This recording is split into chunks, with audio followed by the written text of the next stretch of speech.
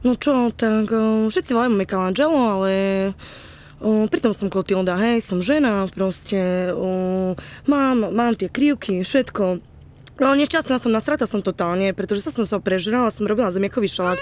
Vravím, Jozef si nedá polku, ja to do vládničky nebudem skladovať, takže som to zožrala celé. Sa neviem teraz napchať do toho panciera, boha. Ježiši Maria, Kriste Pane. Jolana mi odvedla, povedala, že sa mám namázať nejak, že ma tam že ma tam napličia s kamarátkami, no ale hanba, vieš ako? Hanba ako svet. Do 88. už nemáme romantiku. No a čo po 4 deťoch, rozumieš ma? Čo po 4 deťoch, ako budeš vyzerať? No jak taká kysňa rozkysnutá, jedine. Tak minule Jozef mi hovorí, že mám kúpiť samodržky podvesky.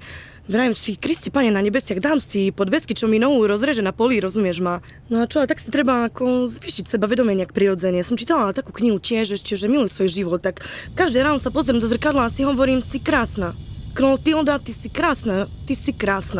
Ako všetko je to o psychike. To keď má človek psychiku v pohode, tak všetko ide. No a si predstav, máš v akváriu, máš vodu, ti tu nalejú, prevráti ťa na chrbet, či máš 4 nohy krátke, rozumieš? Jozef ťa nevie prevrátiť, vyrúciť ťa na bok. Ako ťažký je to život, ťažké, nebezpečenstva čihajú na každom rohu. Chlap ťa nepodrží, táto kunda ti tu leje vodu do akvária.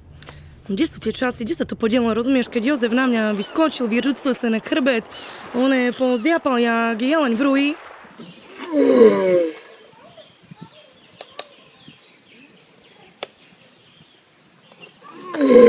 Dobre, už nemám 80 roky, že nohu za hlavu dám.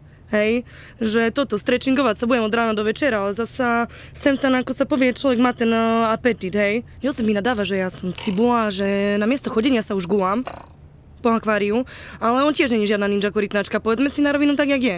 Dobre, možno pred 30 rokmi troška, že sa podobá na jedného, druhého, ale teraz kam vietor, tam pláč, rozumieš, farizej, ten Jozef farizej. Idem na pancier s prepačením, ja mám medicínbal. Z panciera tu spravím ikebánu nejakú, urob si sama dekorácie, som čítala na internete, a niečo spravím do domu a budem mať 2 muchy jednou ranou.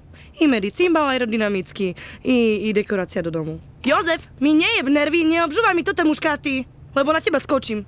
Ťa pristúpim. A v prípade, že sa ti toto video páčilo, klikni na subscribe tu.